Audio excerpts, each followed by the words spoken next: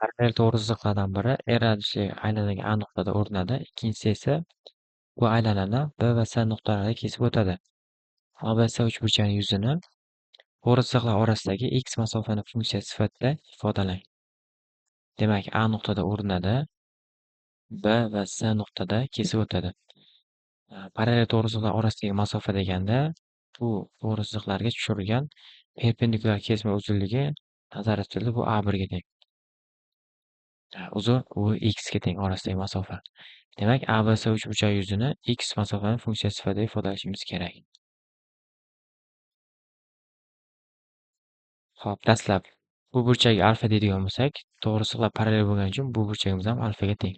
Natijada bu burchak ham alfaga teng. Buni isbotini demak quyidagi chizma orqali ifodalaymiz. Xo'p, urinma o'tkazilgan. Urinmani aylanaga urish nuqtasidan uchidan vatar o'tkazilgan. Shu vatar bilan hosil qilgan burchak alfaga teng bo'lsa, demak, quyidagi burchagimiz ham alfaga tengligini isbotlashimiz kerak. Aylana markazini O nuqta deb tanlaymiz. Aylana markazi bilan uchini tutashtiramiz va bu uchini ham tutashtiramiz. Natijada bu urinma bo'lgani uchun bu burchagimiz 90 gradusga teng bo'ladi. Jami 90 gradus. Bu yergacha 90 minus alfa. Bu radius bo'lgani uchun bu burchagimiz ham 90 gradus minus alfa bo'ladi. Natijada uchburchakning ichki burchaklari yig'indisi 180 graduslikdan bu burchagimiz 2 alfaga teng. Demak, markaziy burchagimiz 2 alfa bo'lsa, bu burchagimiz alfaga tengligi kelib chiqdi. Xo'p, demak, bu burchak alfaligidan bizda birinchi xulosa uchburchak ABC teng yo'lli.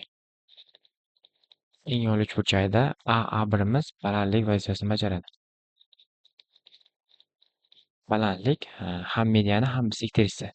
Bisektrisa bo'lgani uchun aylana markazi shu yerda joylashadi, mediani bo'lgani uchun asosini eng ikki qismga ajratadi. Xo'p, A1 davomi aylana bilan keshish nuqtasini K bilan belgilaymiz. Bu yerda AK bizda diametr.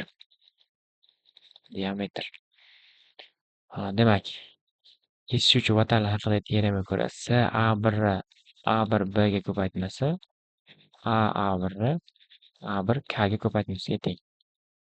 A1 Y bilan belgilaydigan bo'lsak, Y ko'paygan Y'imiz A1 masofa X ga teng, K A1imiz demak bizda ikkita radius minus X ga teng.